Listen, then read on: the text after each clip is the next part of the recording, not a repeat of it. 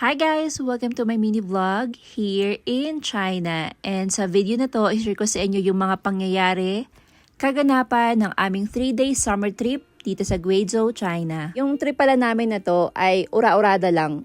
Although, na-plan naman talaga namin na pumunta kami ng Guizhou. Pero yung, alam mo yung date ng pag-alis namin, biglaan to.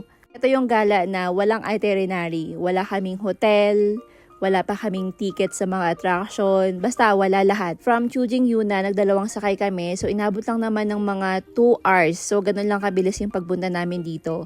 Pagbaba namin ng train, saka pa lang kami nag-book ng mga ticket dito sa attraction. Ayan, 'di ba?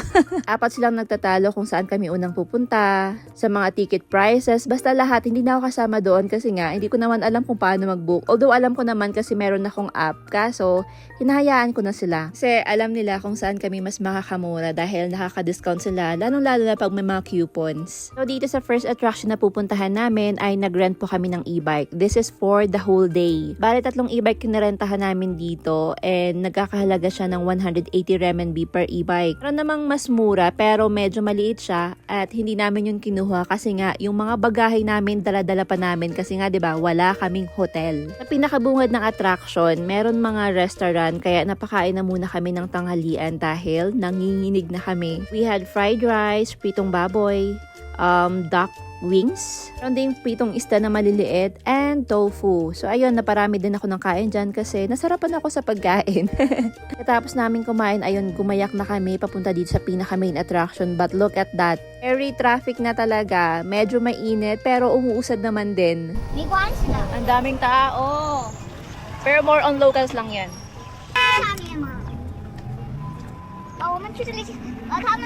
Ang daming sasakyan pero buti na lang talaga hindi siya sobrang init. Like yung init na nakakainit ng ulo, hindi ganon. Nakaka-refresh yung simoy ng hangin. Amoy palay.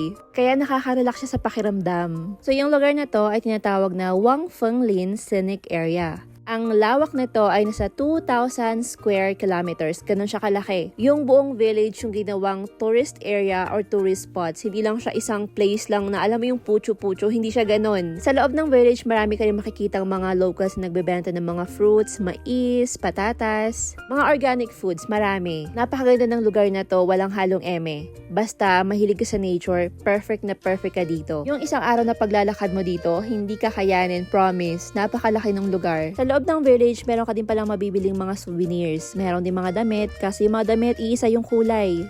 May pambabae, may panlalaki, may mga pambata. Pero ayun nga, isa lang yung kulay nila at medyo pricey din po talaga siya. Yung isang pirasong t-shirt nasa 400 pesos. At ayun na nga, napabili ako. So ito nabili ko, mahal, nasa 189 RMB. Pero carry bells na, may souvenir na tayo.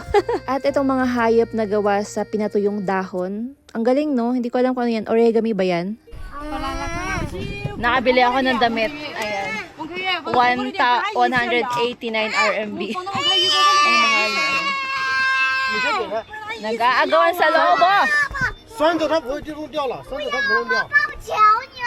Yung lugar pala na to is one of the China's most beautiful 5-peak forest and a world-class corncast museum. Meron palang mga highest peaks dito para makita mo talaga yung pinakamagandang view.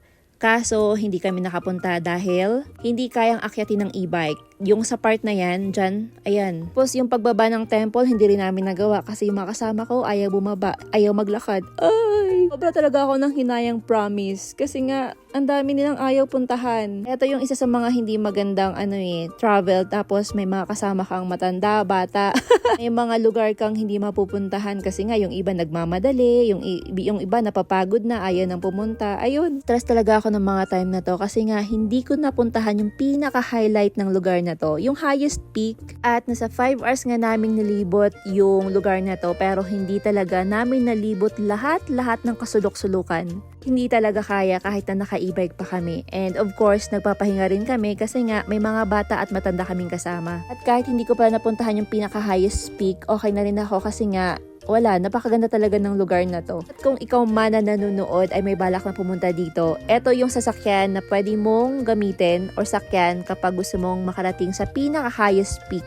Makikita yan sa pinaka-main entrance. Yung lugar na to, akala natin makikita lang natin siya sa mga C-drama fantasies, ano? Pero no, nag-i-exist po siya in real life and located po ito dito sa Xingyi, Guizhou, China. To fulfill your C-drama fantasies, meron po nagpaparenta dito ng mga costumes like this. Pero maraming klase po, depende na sa bet mo. May mga photoshoots din and yung mga costume na yan, pwede siya rentahan for the whole day. And bago kami umalis ng lugar, ay naghapunan na muna kami. Ay sila pala, hindi ako kumain kasi sumasakit yung ulo ko and feeling ko busog pa ako. Umakit kasi nga, hindi ko napuntahan yung pinaka-highest peak. Medyo, alam mo yan, nagtampo ako dyan.